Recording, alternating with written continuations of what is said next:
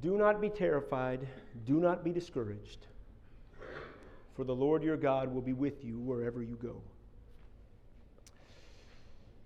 Generally, on Hymn Sing Sundays, we seem to just hymn sings, we add a few things, and all of a sudden it's 10 after 10.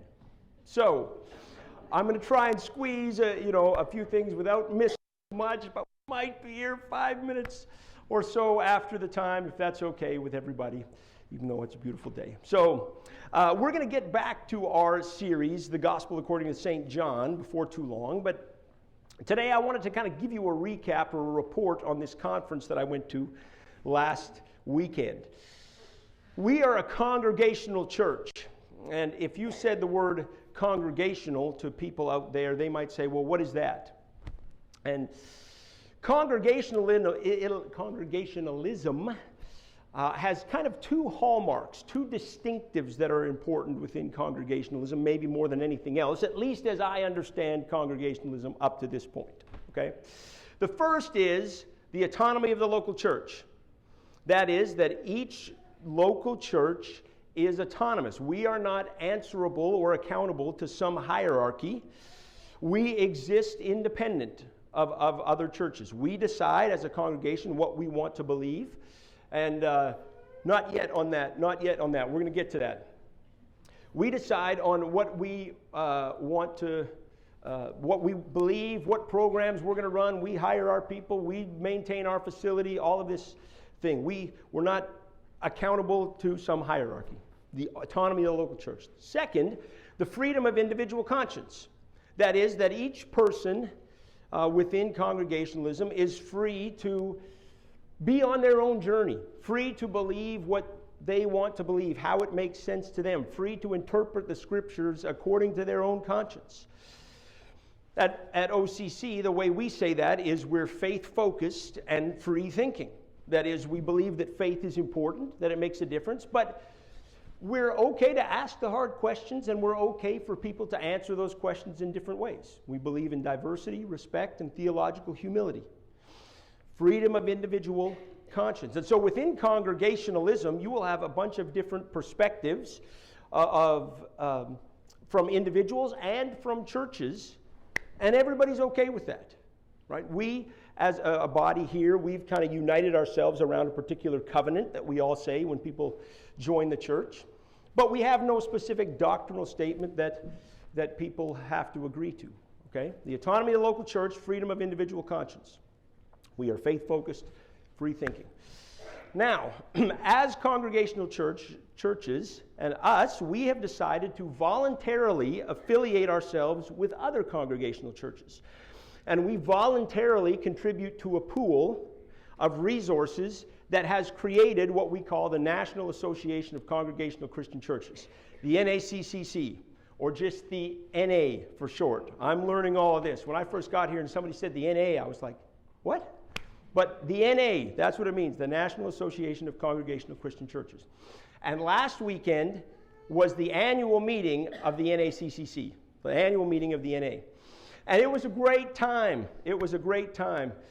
It was a good baptism for me into congregational life and culture and polity. There was workshops to go to and business meetings to be part of, and all of that was great. I met some good people. I roomed with a guy from Iowa and met some pastors from Minnesota and California, and it was a great time.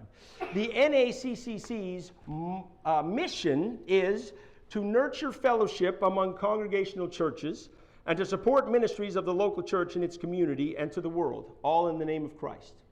This is the purpose of the NACCC, and us being a part of it is to have fellowship with other congregational churches and to support ministries of the local church. And that's been a really positive thing for us. It's been a really positive thing for me to be connected with other congregational churches, certainly here in Wisconsin and around the nation. The NACCC's, the NA's annual report just came out. We got it at the conference, and I got one in the mail today. And here it is, 308 churches. There's our annual report. You recognize the church on the left? We made the cover. Good deal. Go us, yeah. Exactly right. That is good. So it was a great time. It was a great time at this conference. Now, as I reflect on the conference and some of the things we talked about and some of the things that were shared and just my getting involved in that, and as we talked about just the spiritual climate of America and that which is changing and shaping and all of that, you can find reason to be discouraged.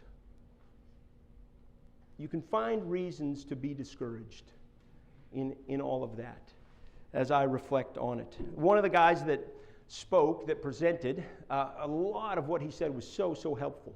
And even including this, he said, pointed out these particular statistics. He said, one more. It's a little tough to read here, but more young adults are unaffiliated than in the past. In 1990, 10% of people ages 18 to 29 were religiously unaffiliated. Okay? In 2016, 39% of people 18 to 29 are religiously unaffiliated. 29% of people ages 30 to 49. And then 17 and 13, 50 to 64 and 65 plus. I mean, that seems like an alarming and maybe discouraging trend. And that certainly was reflected at the NA. I mean, the percentage of people, of the 237 people that were in attendance, the percentage of people ages 18 to 29 or 18 to 49 was minimal. And we look at that and we think, okay, what about 10 years from now or 20 years from now when these 18 to 29s are now 50 to 64? And what does that look like? And maybe it can be a little discouraging. Well, another kind of way to look at it here, we would consider ourselves white mainline Protestant. 18% of people had a childhood affiliation of white mainline Protestantism. Current affiliation, 13.5%, a net loss of 4.5%. Okay? Of the people, these young people who have no affiliation, there's a certain percentage, about a quarter, that are apatheists. That is, they're apathetic to the idea of God. Rejectionists, the majority who have kind of rejected the tradition that they were a part of, and then unattached believers. And we look at that and we think, maybe that's discouraging, right? I mean, what do we do with these people who have kind of rejected the tradition of their youth? What does the religious and spiritual climate of America look like today and 10 years from now? People are asking this question. Kent Ingle wrote on Fox News in the past couple weeks an article entitled, "How Can We Instill the Hope of Christianity in a Generation Tired of Tight Reins of Religion?" I think it's an interesting question, and I think it's a question we've got to ask. But in the midst of those things that could be discouraging, I find reason for hope, and I find reason to be optimistic, especially within Congregationalism. I think Congregationalism has something to offer. I think, and it's important that we think about this. It's interesting. There were really four main perspectives on the idea of God. If you think of, okay, what's my thought of God and his existence, there'd be four kind of main current perspectives. The atheist says, I believe there is no God. I have examined all the evidence, and I believe that God does not exist. The agnostic says, we can't know whether God exists. I have examined all the evidence, and I am ignorant about the existence of God. I don't know. We can't answer that question. The deist says that God is the uncaused first cause of the universe. God is uncaused, first cause of the universe, but God, he, she, it, whatever force just started the universe in motion and now is hands off. Then the universe continues. The theist says that God is the uncaused first cause of the universe and is personally involved in the universe. Of course, this would be the Christian perspective, revealing themselves through not only natural revelation, but also special revelation, that is, the scriptures or other things like that. The atheist, the agnostic, the deist, the theist. Okay? But there's a group of people out there that are starting to think of this differently, looking at things differently, I think in a way that is helpful, and in a way maybe that reflects some of these 18 to 29-year-olds. A guy named David Eagleman, Dr. David Eagleman, he used to be a professor at the University of Houston, or Baylor College of Medicine in Houston. Now he's out in California. But he was doing a radio interview in 2010, and the interviewer asked him, "Are you an agnostic?" And he said, "No, I'm not an agnostic." He said, "I call myself a possibilian." A possibilian. A name that he made up off the cuff. I call myself a possibilian. I'm open to ideas that we don't have any way of testing right now. He said, I think there's just an array of possibilities. And within those possibilities are all these things, options that are out there. And I'm really ultimately uncertain about that. But I'm open to these possibilities. He says, I think we know far too little to be an atheist. He likes to say, I think what a life in science really teaches you is the vastness of our ignorance. Interesting. We know far too little for me to be an atheist. But, he says, I think we know too much for me to subscribe to the idiosyncrasies of any particular religious thought. He says, so I'm open to the possibilities, even though I'm uncertain within that, related to the possibilities out there. I thought that's interesting. And after that radio interview, he goes home, checks his email inbox, and he's got hundreds of messages from people like, yes, possibilian, right? So he's like, wait a second, so he Googles possibilian. Nobody has the name. So he buys possibilian.com, right? And now it's this movement, possibilianism, okay? And I thought, that is so great. And I think this is where so many of our young people are. I think this is where even I find myself. Because I think swimming alongside uncertainty in the sea of possibilities is faith. Faith requires uncertainty by its definition. If we were certain about things, well, then we wouldn't need faith. Faith requires uncertainty. And within this sea of possibilities that is ultimately uncertain, I think faith grabs a hold of something. And I think these 18 to 29-year-olds that are religiously and spiritually unaffiliated, it doesn't mean they're not asking the difficult questions of life. It doesn't mean that they don't want to wrestle through some of these things. One slide that a guy put up, I wanted to say this. Here's the difference between agnosticism and possibilianism, okay? Agnostics end with the lack of an answer.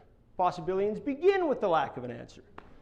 Agnostics say we can't decide between this and that. God exists or doesn't exist. Possibilians say there are other choices than this or that. Agnostics say, I don't know, it's impossible to answer that questions. Possibilians say, I don't know, there must be better questions. I think that's a good perspective. Again, this is not counter to or against faith. It goes right along with faith. I mean, David Eagleman, to me, it seems like in this sea of possibilities, really he's faith-focused and free-thinking. What young people are looking for is a place where they can wrestle through the difficult questions of life and be okay with the mystery and be okay with uncertainty, and yet find something that they can hold on to, where they can exercise faith. Another slide that one of the guys showed at the conference, I took a picture of this. Life's big questions. Where did I come from? Why am I here? What am I supposed to do? Who can help me? How can I relate to others? What is real, true, and important? What will happen when I die? I mean, we are asking these, all of us ask these questions, and these young people, 18 to 29, are still asking these questions. And they're looking for a place to ask them. They're looking for a place to wrestle with them. I had the chance to visit with Charles Packer at the conference. Charles is the dean of the Congregational Foundation for Theological Studies, CFTS. It's this program that we've developed within Congregationalism to kind of go alongside seminary studies, because there is no congregational seminary. And so there's students that go through this alongside their seminary training if they want to be part of Congregationalism. And so Charles is about my age, and he's the dean of this, and we got talking in a conversation that will be ongoing, I'm sure. And I said, I mean, what does the NA look like 5 years from now, or 10 years from now, or 20 years from now, right? He who has been in Congregationalism his whole life knew what it was like in the 90s and all of this. And he says, you know, we talked about that a little bit. But one of the things we said is, I think we got to step on the gas of the freedom of individual conscience. We got to step on the gas of faith-focused thinking. We got to give people a place to wrestle, to ask these questions, to answer these questions in different ways. I think Congregationalism provides that. Within this sea of possibilities, it's ultimately uncertain, yet faith allows us to grab hold of something.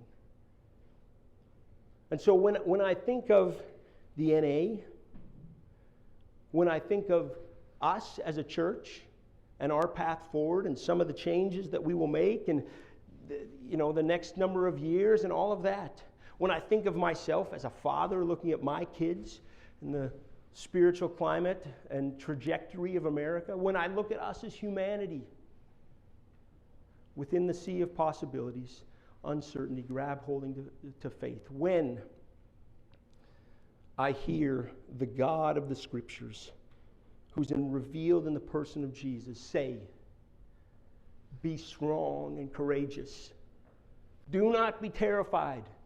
Do not be discouraged. For the Lord your God will be with you wherever you go. I grab hold to that. I find hope there, and I think as a father, us as a church, the NA, humanity, we are not going to be terrified, and we are not going to be discouraged. We're going to move forward with strength and courage, believing that God is with us wherever we go. Continue to trust in His faithfulness as we move forward. As things change, this is the way it is. Most of you probably are familiar with the name Eric Liddell. Maybe not. Eric Liddell was a sprinter in the 1924 Olympics and one of the main characters in the movie Chariots of Fire from 1980. You remember that?